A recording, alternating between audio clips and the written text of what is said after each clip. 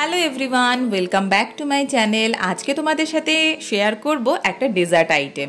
বাড়িতে যদি পাউরুটি খাওয়ার পর আর মনে হচ্ছে যে ভালো লাগছে না, এবার অন্য কিছু ট্রাই করব, তাহলে অবশ্যই এই ডেজার্ট আইটেমটা ট্রাই করতে পারো। আর এই ডেজার্টটার নাম হলো শাহি টুকরা। খুব সিম্পল একটা ডেজার্ট, কিন্তু খুব ভালোই লাগে খেতে, আর একদম ঠান্ডা ঠান্ডা খাবে, রসমালাইয়ের মতো লাগবে খেতে। তো তোমরা দেখতেই পেলে আমি 1 প্যাকেট দুধ গরম করতে বসিয়েছি, দুধটা একটু ঘন করে নেওয়ার জন্য। আর এদিকে আমি পাউরুটির যে চারিদিকের কালো অংশটা আছে সেটাকে কিন্তু কাঁচি দিয়ে কেটে তারপর মাঝখান দিয়ে ট্রায়াঙ্গেল করে কেটে নিয়েছি। এইভাবেই আমি সব কটা পাউরুটি কেটে নিয়েছি।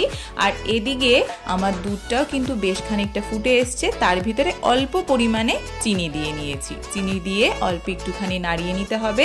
আর তোমরা চাইলে এর ভিতরে ফুড কালারের ব্যবহার করতে পারো হালকা কালারের জন্য। আমি স্যাফরনের ব্যবহার করেছিলাম, তাই জন্য একটুখানি ইয়েলিশ ভাব এসছে।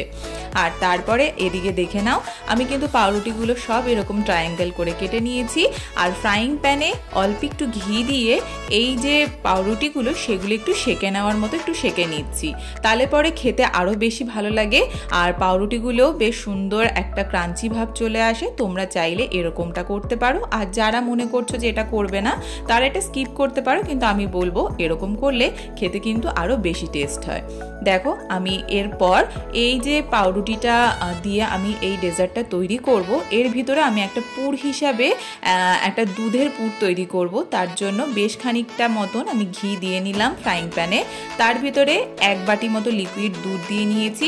এবার এটা একটু নাড়াচাড়া করে নিয়ে তার ভিতর বেশ খানিকটা কিন্তু আমি গুঁড়ো দুধের ব্যবহার করেছি।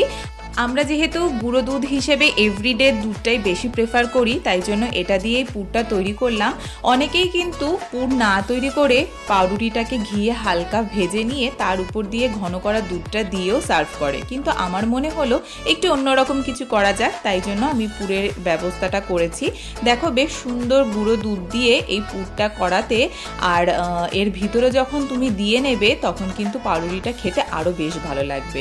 আমি আরেকটু পরিমাণ দুধ দিয়ে নিলাম, তারপর অল্প একটুখানি চিনি দিয়ে একটু নাড়াচাড়া করে অল্প অল্প করে একদম গ্যাস সিম করে কিন্তু নাড়তে থাকতে হবে, নালে কিন্তু তলা লেগে যেতে পারে। তো আমার এখন পুরটা পুরো তৈরি। আমি এই যে পাউরুটির পাশে পুরটা নিয়ে নিলাম, এরপর পাউরুটির ভিতরে কিন্তু আমি স্টাফ করব এই পুরটাই। এবার দেখে নাও, আমি আস্তে আস্তে পুরগুলো কিন্তু পাউরুটির গায়ে লাগিয়ে দিচ্ছি। যেরকমভাবে বাটার লাগাও তোমরা সেরকমভাবে, খানিকটা মালাইয়ের মতনই বলতে পারো। আর এই পুরটা দেওয়াতে কিন্তু খেতে বেশ টেস্টি হয়েছে। তোমরা অবশ্যই পুরটা দিয়ে আমি বলবো একবার ট্রাই করে দেখো।